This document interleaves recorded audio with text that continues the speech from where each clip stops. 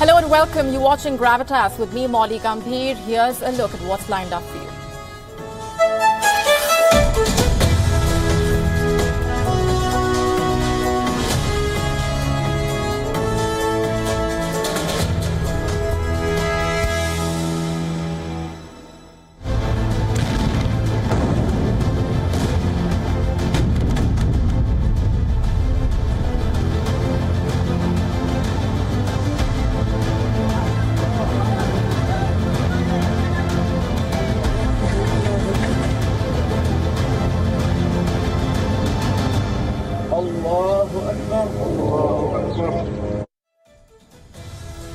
I'm bringing you the latest on the Israel-Hamas war, and I'm afraid I'm bringing you bad news.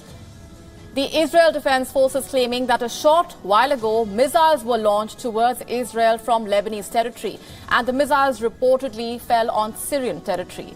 It is the 27th of October, 9 p.m. IST, 6:30 p.m. local time in Gaza. The war is no longer limited to the Gaza Strip now. There have been airstrikes on Syria. Drones have hit Egypt. Projectiles have hit a town in the Sinai Peninsula. Iranian troops are holding drills, boosting the army's battle readiness. And in Jordan, 10,000 people have taken to the streets calling for the annulment of the peace treaty with Israel. The West Bank is clearly on the boil. Rockets are being fired to and from Lebanon. There are protests in Yemen. وإذا تولى سعى في الأرض ليفسد إرادة أعدائه ودوا لو تكفرون كما كفروا. And in Iraq, an influential cleric has called on the government to close the U.S. embassy. Meanwhile, U.S. President Joe Biden has deployed more troops to West Asia. The 21st day since the flare-up, the world is silently walking into a full-fledged West Asia war.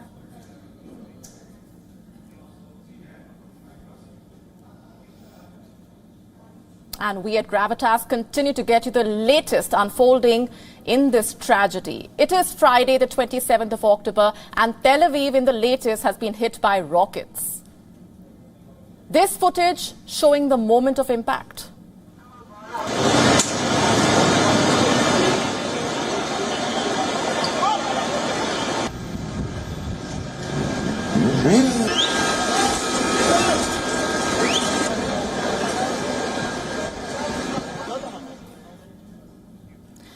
Missiles hit the city some time ago. At least 3 people have been left injured. This is the latest that we are getting at this moment.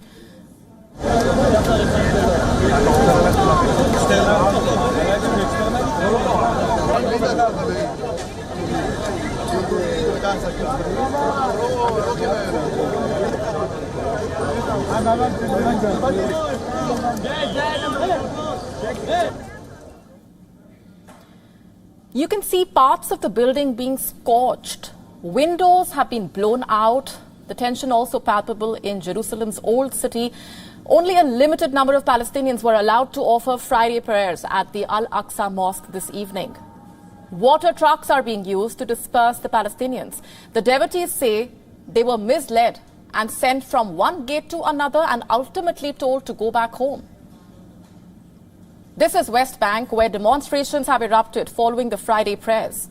Thousands of Palestinians have gathered in Ramallah city center carrying Palestinian flags.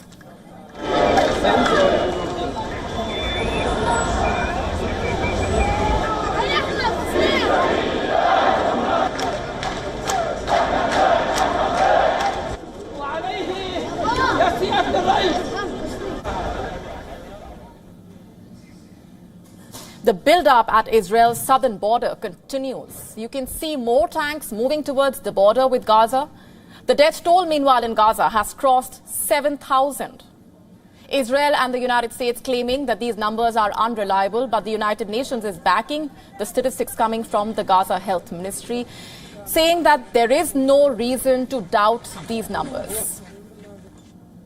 Jihad Kafarna's 8-month-old stillborn child and dead wife have become one of the many faces of this tragedy. They were both killed in an Israeli airstrike on Jabalia refugee camp in northern Gaza. Gafar will no longer be able to talk to them. So he is penning down his final message on the shrouds of his wife and child. My life, my heart, I love you, he writes.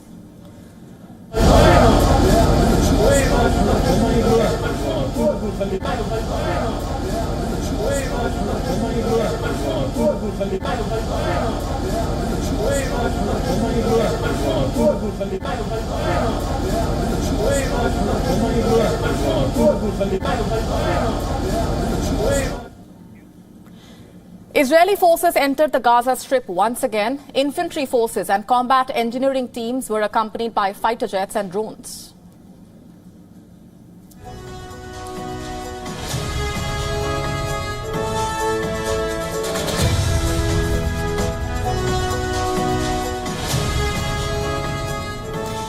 Israel says the raid is in preparation for the ground offensive.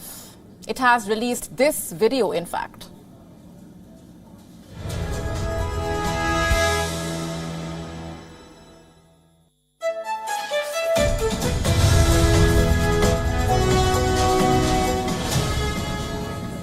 Around the time of this raid, US F-16 jets struck 2 targets in Syria. America claims both the facilities were used by Iran's Revolutionary Guards. They were to store weapons and ammunition. You see, the war is fast expanding. In Egypt, 2 Red Sea towns have been hit by projectiles. An unidentified drone crashed into a building in Taba. 6 people have been injured. Another projectile fell in the town of Nuweiba. Israel is blaming an unidentified aerial threat. To our understanding, the origin of the hit that occurred in Egypt was from this threat. Israel will work with Egypt and the United States and will tighten the defense in the region against threats from the area of the Red Sea. This is the video that locals have captured.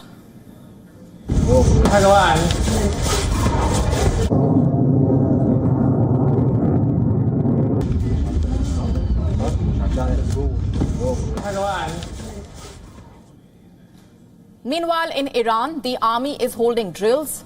Reports say these drills are being held near Isfahan in central Iran. They include armory, artillery, and missiles. And we also have visuals of Israeli troops training for what Israel is calling the next stage of the war. Take a look.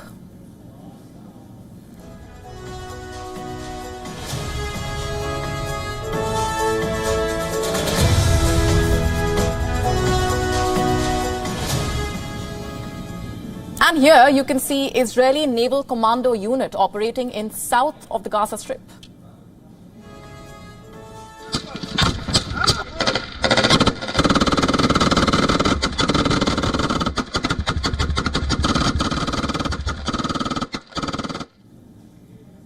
These are visuals from Yemen. Thousands offered Friday prayers in the middle of an anti-Israel protest. Protesters waved Palestinian flags, shouted out slogans.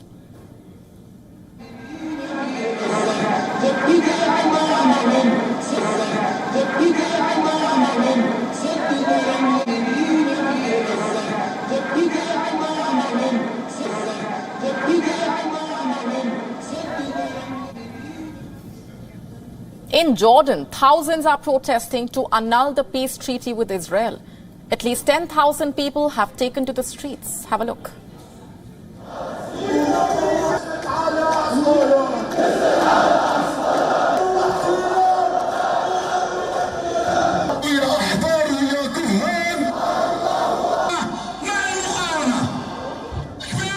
We demand first the end of the peace treaty with Israel, the opening of the borders, and the liberation of Palestine. And in Iraq, Shiite cleric Muqtada al-Sadr called on the government to vote to close the US embassy. His office said, and I'm quoting, "If the government and parliament do not abide by this demand, we will go for further actions, which we will later announce." And speaking at the United Nations, Iran's foreign minister said Hamas is ready to release the hostages, but the announcement came with a rider. Hamas is ready to release civilian prisoners. On the other hand, the world should support the release of 6,000 Palestinians held in Israeli prisons. Hamas, you see, wants more than prisoner release. One of its officials have in fact said that hostages will only be released if there is a ceasefire. Israel has revised the number of hostages to 229. The number given by the Israelis yesterday was 224. Israel says at least 54 of the hostages are Thai nationals. And in Sydney, the Jewish community laid out 220 balloons, 220 pair of shoes. This was in support of the hostages held by Hamas. The event was called Balloons of Hope.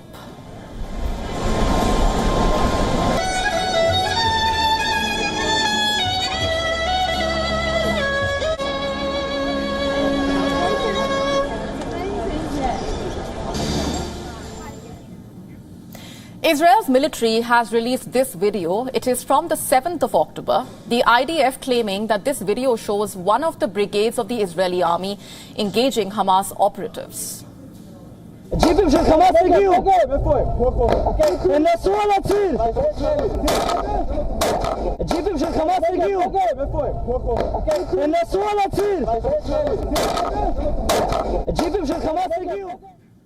And this is Brussels. EU leaders are meeting here to discuss the war. Pro-Palestinian protesters gathered here, waving placards and calling for a halt to Israel's airstrikes. Genocide! Stop! Stop! Genocide! Stop! Stop! We shouldn't allow this. People can call it self-defense. People can call it banning terrorist attack. Well, if 60% of your victims are women and children, then I really doubt how much effective is this self-defense. Gazans woke up to huge explosions on the 21st day of the war.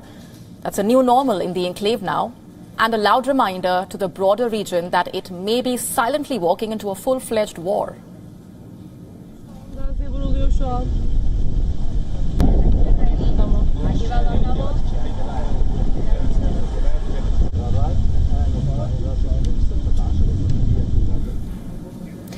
Meanwhile, does Israel have a new secret weapon? The country is reportedly making sponge bombs. Let me say that again. Sponge bombs. What are they? These bombs basically cause a sudden explosion of foam, hence the name sponge bomb. According to a report in The Telegraph, Israel has been testing the chemical bombs, adding that the IDF has not commented on the use of the bombs. The report says that the bombs would be used by Israel to prevent the soldiers from getting ambushed in the network of Hamas tunnels. This network stretches for miles and has been referred to as a spider's web. It's also been called one of the most significant challenges for the Israeli forces. And through these bombs, the Israeli forces basically want to seal off the gaps from where those from the Hamas could be hiding. What do we know about these bombs and how exactly do they work? Let's just break it all down for you. They're called sponge bombs but don't contain any explosives. The report talks about how these bombs are basically meant for sealing off tunnel entrances. And these devices reportedly come in the form of a plastic container with a metal partition. And this partition separates two liquids. Once that partition is removed, the liquids get mixed. The bombs create a sudden explosion of foam that rapidly expands and then hardens. But these sponge bombs come with their own risks. The report stating that some Israeli soldiers ended up losing their sight because of mishandling of the mixture. And as we continue to monitor the latest coming in from on the ground, with us on the broadcast is Tommaso Della Longa, spokesperson and manager of the media unit at the International Federation of Red Cross and Red Crescent Societies. Thanks very much for being here on the broadcast. We have those reports of more aid reaching the Gaza Strip now. What can you tell us on that front? Yeah, first of all, thanks for having me. Well, yes, the good news is that last Saturday, finally the Rafah border, which means the southern border of the Gaza Strip with Egypt, was open to humanitarian aid.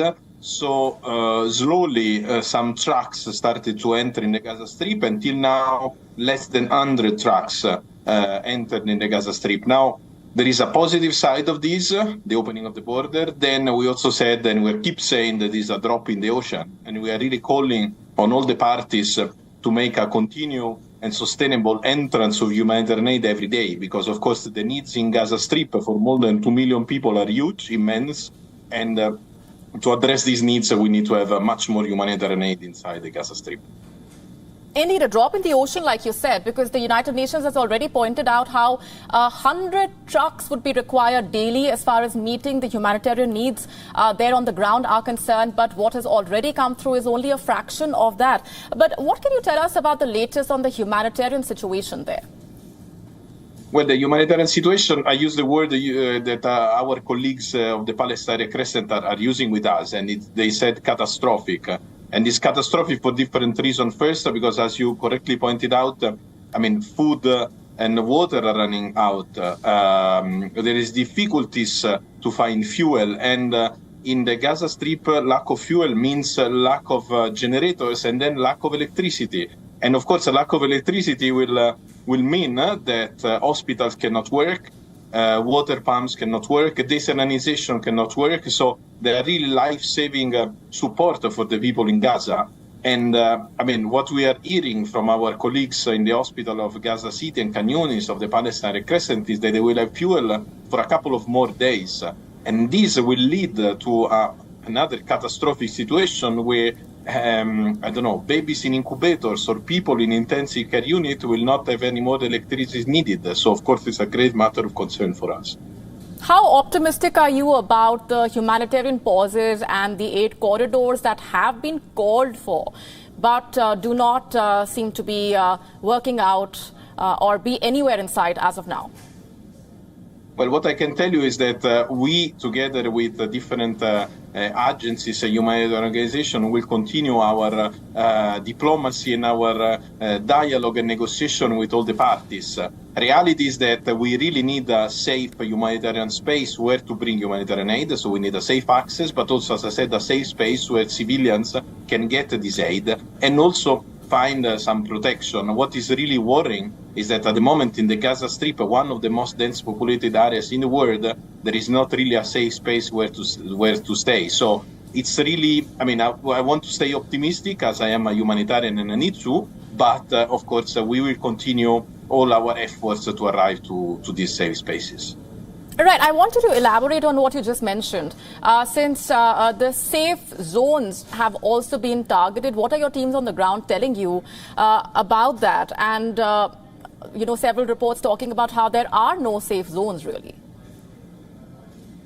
Well, what the Palestine Crescent colleagues are telling us is that mainly people in Gaza have a great confusion because they don't know exactly where to go, where to move, they don't have means to move, and also where to receive basic services. So at the moment we are seeing the schools of UNRWA, the UN Agency for Palestinian Refugees, full of refugees, full of people. We are seeing, I give you the example of our two hospitals where there are more than 12,000 people who sought refuge in the hospital because they thought that it was the safest place where to stay. So it's really a difficult situation for all of the people in Gaza because they don't know, again, where to go and how to go and where to find the means to survive.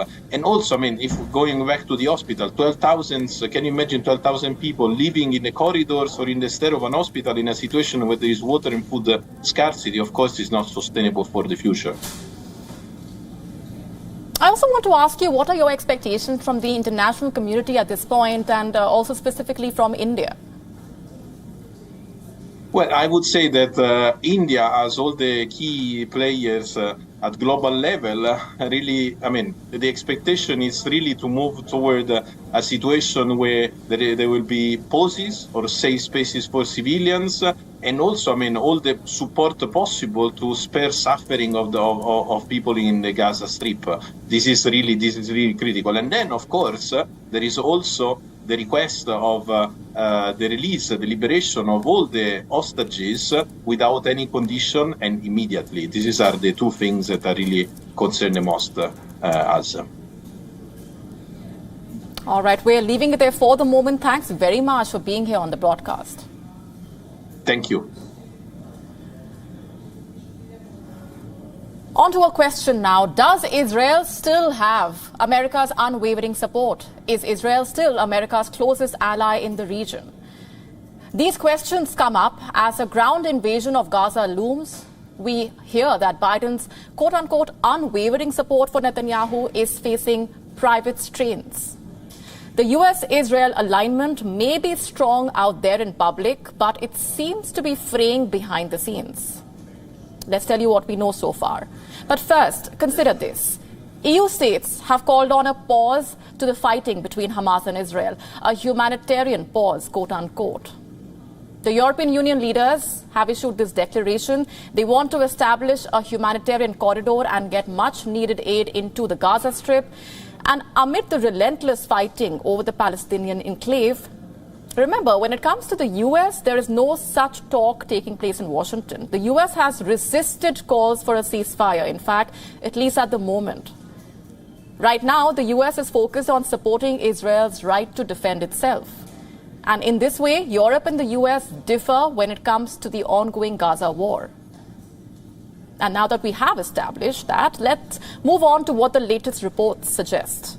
They say that there are concerns in private, not just over Israel's conduct of the war, but also its desire to press on quickly with a ground incursion into Gaza. You see, Joe Biden is worried for the hostages taken by Hamas. Remember, a handful of them are Americans. So the American president is clearly concerned what a full-scale invasion of Gaza might mean for the American hostages. And it's not just the American hostages that Hamas has, of course. Biden is also worried about the safety of his troops who are stationed in West Asia. He wants time so that they can prepare their defenses in case the war spreads, which is also something that Washington does not want. Remember, while Biden has pledged unconditional support for Israel, he has also warned against the expansion of the conflict. And there's another worry, this time within the Pentagon. They are worried that Israel's ground incursion has not had time to be properly considered. Gaza is steaming with Hamas tunnels. Israelis have little knowledge about them. After all, Israel was caught unaware by Hamas's attack on the 7th of October, and that intelligence failure casts doubts on Israel's wider preparedness for a war. Reports say that the American officials are asking Israel some tough questions about its military operations in Gaza and what their long-term goals really are.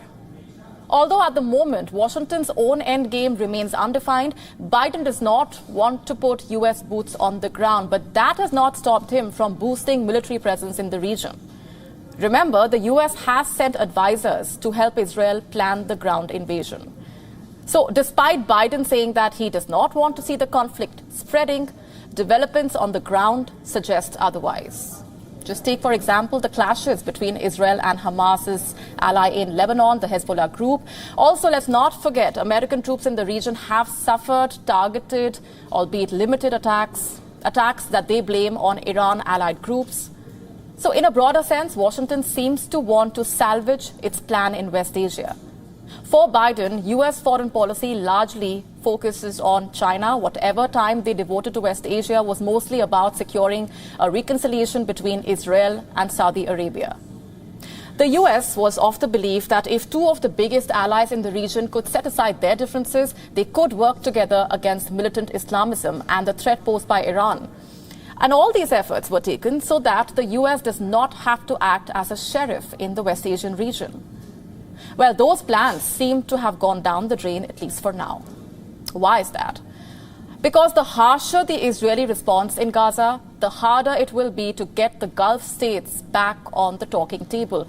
Remember, the entire Arab world, Saudi Arabia, Jordan, all those who have diplomatic relations with Israel, our U.S. allies in the region as well, have strongly condemned Israel's bombardment in Gaza. The war is raging on, but there are several questions that remain.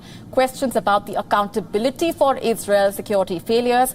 Questions about who should govern Gaza once Hamas has been wiped out. Questions about what a lasting peace in West Asia looks like. Questions about the long suggested two-state solution.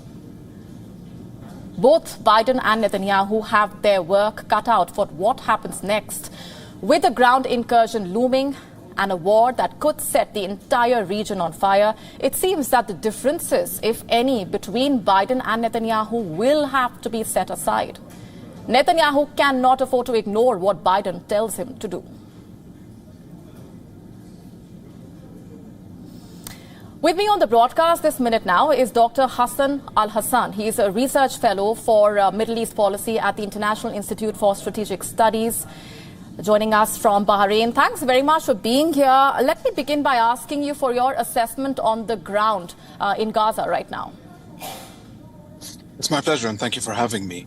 The most important development in Gaza is the worsening humanitarian situation. So we've already got around 7,500 people thereabouts, and this number changes on an hourly basis, killed by Israeli airstrikes in Gaza, many of whom are unfortunately children and innocent civilians, of course. And the amount of humanitarian aid that has gone into the Strip has been woefully inadequate. It's a trickle, a drop in the ocean, according to many of the humanitarian agencies. Many of the hospitals have stopped working, either because of the bombardments or because of a lack of fuel and electricity. And so healthcare services in Gaza are pretty much on the verge of collapse, and that is if they haven't already collapsed. Militarily, operationally, we've seen Israel conduct limited ground operations in certain parts of Gaza. Some of these seem to have been repelled by Hamas, others may not have been. Yet, there isn't yet the full-scale ground assault that Israel had been talking about. And there are several explanations that you've just mentioned in your introduction as to why that might be the case. Right. The U.S. has also attacked facilities in Syria linked to Iran, but it claims that the strikes were not linked to the Israel-Hamas war. What do you make of that? And will this move lead to a further escalation in tensions in the region? There has already been a ripple effect of the ongoing conflict between Hamas and Israel throughout the region. So we've seen attacks against U.S. forces and U.S. bases coming out of pro-Iranian militias in Yemen, the Houthis in Iraq and in Syria that have targeted U.S. bases in those countries and also U.S. assets in the Red Sea. In return, the Israelis have also conducted airstrikes against Syrian airports. There's a constant exchange of gunfire across the border with Lebanon. And there are increasing American airstrikes against assets in Syria. From the American perspective, this is, on the one hand, meant, and President Biden said this very clearly 2 days ago, to send a very clear signal to Iran that the U.S. will respond to further escalation. And the Iranians have also been very keen on sending a message that they are able to open up multiple fronts in this war. I think at the moment, none of the main actors, neither the United States nor Iran, would want this to spill over into a open confrontation, into a regional war. But the risk for miscalculation is, of course, always there. If we have a big strike by Hezbollah that kills many Israelis, or vice versa, then who knows? Hezbollah could get dragged into this conflict, so could the United States, and by extension, and in consequence, Iran. Right, we are leaving it there for the moment. Thanks very much for being here on the broadcast and sharing those perspectives. It's my pleasure. Thank you for having me. And with me on the broadcast this minute now is Heled Barel. He is the former director of National Security Council, with us direct from she is with us direct from Tel Aviv. Let me begin by asking you for the latest on the situation on the ground right now. Those reports of the heavy rocket firing towards Tel Aviv over the last 24 hours. Tell us more about the situation there right now. Well, exactly as you said, there is indeed, there has been heavy rocket firing, not just to Tel Aviv, all over the center part of Israel and down south, very heavy rocket fire. Needless to say, the morning Tel Aviv was still pretty bustling, but as time elapsed and rockets started infiltrating. We had to stay home near shelters and shelter several times. It's quiet at the moment, but I don't assume it will continue to be quiet. The IDF, the Israeli Air Force, is currently attacking pretty heavily in Gaza, Hamas targets in the Gaza Strip. And so I assume at some point there will be some rocket fire in retaliation to that. That is now our reality. What about the aid corridors and the humanitarian pauses that have been called as the urgent need of the hour to address the humanitarian crisis in Gaza? Aren't those a part of Israel's plan right now so that aid can reach the civilians in Gaza? Yes, Israel has not rejected or opposed humanitarian corridors or humanitarian shelter area down south. As a matter of fact, Israel has encouraged the civilian population, to move down south. As you may or may not know, Hamas is trying very hard to prevent a lot of the civilians from leaving, taking away car keys, taking away IDs, sometimes physical violence, because, of course, Hamas uses the civilian population of Gaza as a human shield. And Hamas's gravest concerns is that if civilians are indeed out of the way, it will be more easily targeted. And I don't know if you're aware of the very elaborate evidence that the IDF spokesperson put out today about Hamas command and control centers being based under the Shifa hospital, which is very central in the Gaza Strip. Let me just ask you this, since you mentioned that. You talk about how Israel is not against aid reaching the Gaza Strip. You talk about how Israel wants to protect the Gaza civilians, but at the same time, we have reports of safe zones being targeted. There is no safe place, as several reports have pointed out. Why is that? What is Israel trying to prove to that? No, I disagree with that characterization completely. I don't think that safe zones are being targeted. There are plenty of targets available inside the Gaza Strip without trying to or needing to target any civilian humanitarian corridors or areas that have been allotted to it. This is just part of the ongoing attempt to prevent Israel from retaliating against Hamas targets. It's the same part of what I said. It's a part of what I said before, which is the same as not letting the civilians leave because they need it as human shields. So again, just from a military standpoint, let alone a moral standpoint as well, Israel does not target humanitarian areas designated or anything of that sort. Certainly, it is not pleasant in Gaza. It is not pleasant at the moment in those humanitarian corridors. I have to interrupt. There is a very mild statement to describe the scenes that we have been getting in the reports that have been put out by international bodies. These are not just. I don't disagree with you. I'm saying it is certainly not a good situation. There's no pleasant situation in Gaza. No, I'm not. No, listen, I'm not pretending to say, everything is fine in Gaza. On the contrary, I'm agreeing with you. I'm saying Gazans, civilians are now paying a very steep price for the massacre and the atrocities that Hamas inflicted on Israel on October 7th. I absolutely agree with that characterization. That is what's going on. That is what Hamas always does. What Hamas wants to do, because the pain of the civilians in Gaza serves them. This isn't news. This is the Hamas modus operandi. This isn't new. Right. In Jordan, there are thousands of people who have been taking to the streets. The anger there is only palpable. They basically want the annulment of the peace treaty with Israel. How do you respond to that and the demand that's been coming in overall? I believe that any attempt to meddle with peace agreements between Israel and Jordan, Israel and Egypt, and et cetera, are obviously counterproductive to all countries involved. I don't imagine for a second that that would promote peace, calm, or quiet in the region. However, at the same time, you're asking me these questions about humanitarian situation in Gaza. I will remind you that both Jordan and Egypt are refusing to take any Palestinians into their countries. So at the same time that we are looking at the Palestinian rage in Jordan and at the concern for Gazans, we have to remember the number one enemy of the Gazan civilians is Hamas. And to the extent that Jordan and Egypt want to help the Gazan civilians, They have to keep that in mind. And again, I, am not Jordanian or Egyptian, but let's remind everybody they are not taking any refugees in. Indeed, and that has led to fresh concerns over what happens to these demands and what happens to those who have been trying to ask for a solution as far as the humanitarian crisis is concerned. We are leaving it there for the moment. Thanks very much for joining us on the broadcast.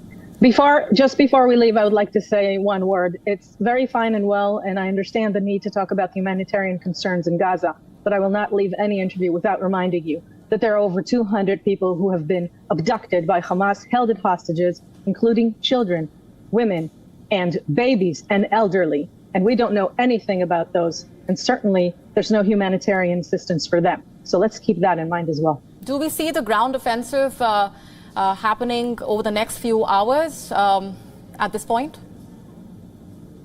That's not an answer. That's not an answer I can give you. That's not something that I know or would disclose. I do hope that we are able to reach some sort of situation where the hostages are first brought back, civilians abducted by their homes after witnessing and experiencing terrible atrocities. And we're still waiting to see where that goes. But once again, that will not detract from what is coming with regard to Hamas. Hamas has also said at the same time that 50 hostages have been killed by Israeli airstrikes. How do you react to that statement? I react to saying that Hamas has also said that 500 to 750 people were killed in a hospital that Israel bombed. What really happened was a much lower number killed by jihad, Islamic Jihad, Hamas partners, but firing from the vicinity of a hospital. So Hamas said to me is not something I rely on whatsoever. What about the reports from the UN and what the UN has been saying about the plight of the Gazans and the need for the aid to come in? First of all, we allowed aid to come in. What we're not allowing to go in is fuel, which fuels the Hamas mechanisms and especially their subterranean headquarters and war operating machine. Second, I would address that by saying the UN has to take a good look at how it's treating atrocity inflicted on Israelis and Jewish people, because there is not a word about that in the way the UN addressed it. So at this point, very disillusioned with the UN. Israel acts in the most humanitarian way possible at a time of war, not because of the UN, because of morality and because of values and because we are not a terrorist organization. Right. We are leaving it there for the moment. Thanks very much for being here. Thank you. And tonight's picture of pain. These are empty Sabbath dinner sets for Israeli hostages, since we have been talking about them. You see the picture of missing Israelis, family members holding photographs of their loved ones. It's heartbreaking, to say the least.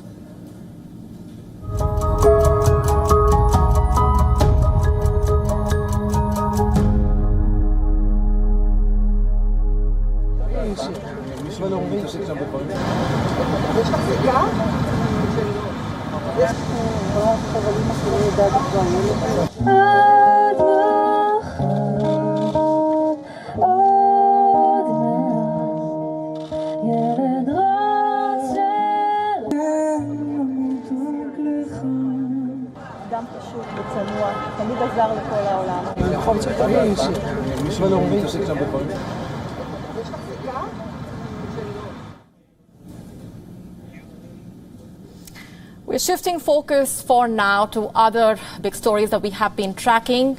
8 Indians have been sentenced to death in Qatar. All 8 of them are former Indian Navy personnel. We have the names for you. Captain Navtej Singh Gill, Captain Birendra Kumar Verma, Captain Saurabh Vashisht, Commodore Amit Nagpal, Commodore Purnendu Tiwari, Commodore Suganakar Pakala, Commodore Sanjeev Gupta, and Sailor Rajesh. All 8 of them were working for a local firm called Al Dehra Global Technologies and Consultancy Services. The company was providing training and other services to the armed forces and the security agencies of Qatar. Its website claims Dehra is a highly specialized provider of complete support solutions to the aerospace, security, defense, information technology and communication sectors. We support the GCC countries and beyond with customized support and turnkey solutions, offering systems, equipment, spare parts and repair services to a broad range of customers. Now, last year, Qatar accused Al Dhahra of spying for Israel. Some 75 Indian nationals working with the company were asked to leave Qatar. Their visas were cancelled, and in August, these 8 men were taken into custody. They were kept in solitary confinement. The charges against these Indian nationals were not made public. Reports, in fact, saying they have been accused of spying for a third country, for Israel, like we said. And we had covered this story right here on Gravitas on the 30th of March, just a day after their trial started. 6 months on, a court in Qatar has awarded death penalty to all of them. The questions we asked back then remain relevant even today. In fact, there are all the more reasons to repeat those questions. If these 8 men were indeed spying, if Al Dhahra was indeed involved in espionage, why wasn't the company's owner convicted as well? This is Khamis Al-Ajmi. He is an Omani national. In fact, he is a retired squadron leader of the Royal Oman Air Force. Khamis Al-Ajmi is the CEO of Dhahra. He was briefly arrested but later released. And in May, his company, Dhahra, shut shop. But it's back now with a new name. It's called Dhahra Global. Now, why was Khamis Al-Ajmi not put on trial as well as the question? If the case really is as serious as spying, why was one Omani national then allowed to walk out free right before the World Cup, while the 8 Indian men were awarded death sentence? Where is the scope for discrimination in charges supposedly as grave as espionage? These are questions that Qatar must answer. Moving on for now, the big questions over the tensions between the US and China over the South China Sea. This time in a high-stakes encounter, a Chinese fighter jet nearly collided with an American bomber. The close encounter happened earlier this week. The US military raised alarm, decrying the Chinese pilot's actions as reckless and unsafe. This incident unfolded just ahead of a crucial meeting between the US President Joe Biden and the Chinese Foreign Minister Wang Yi. Tensions are soaring as both sides exchange accusations of provocative behavior in the South China Sea. So here's what happened. The US Indo-Pacific Command said on Thursday that the Chinese pilot flew in an unsafe and unprofessional manner. A video released by the US Indo-Pacific Command showing the Chinese J-11 fighter closing in quickly on the B-52, passing in front of and below the American jet's wing. This encounter happened at night. The Chinese jet allegedly came within 10 feet of the American B-52, putting both the aircraft in danger of collision. The American military also expressed concern that the Chinese pilot was unaware of how close he came to causing a collision. Now, this incident has come at a time when the US is trying to ensure that the intense competition between the two largest economies and their disagreements on issues from trade to Taiwan do not veer into a full-blown conflict. In fact, the US Secretary of State Antony Blinken hosted China's top diplomat Wang Yi for talks in Washington today. Wang Yi's US visit will be the highest level in-person meeting.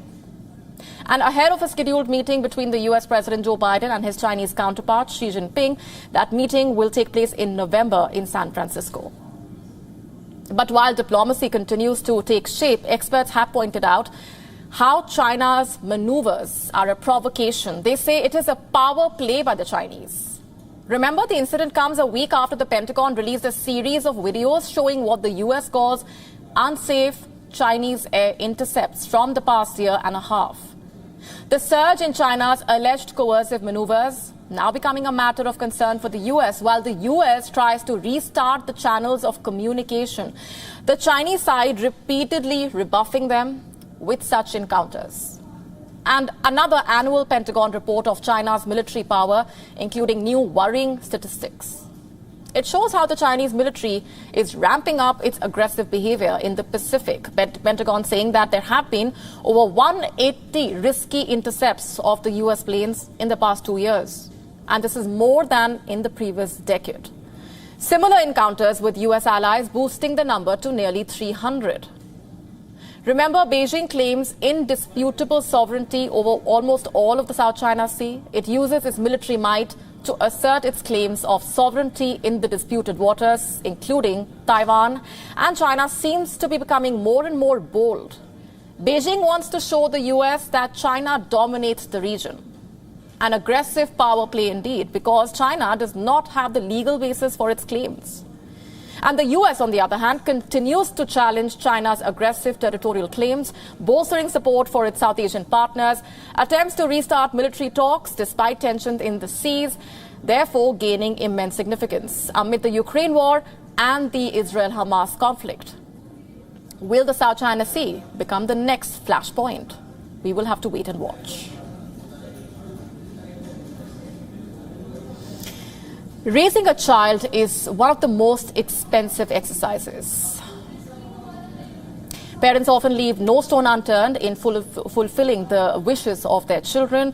But a lot more often than earlier, parents today are facing a dilemma to support their adult child in becoming independent, to let them leave the house while they struggle to find a job, and sometimes even continuing to pay for things like vehicle insurance, clothes, even phone bills.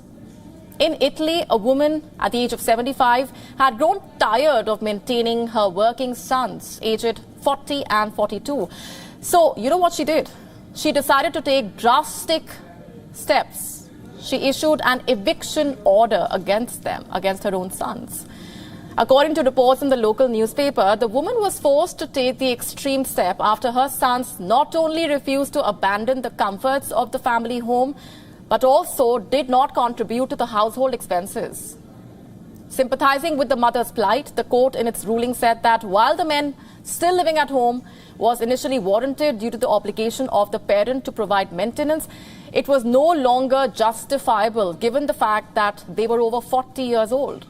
And the court further ordered the men to move out before the 18th of December. On that note, it's a wrap on this edition of Gravitas Tonight. This is me, Molly Gambhir, signing off. Thanks very much for watching. Stay tuned.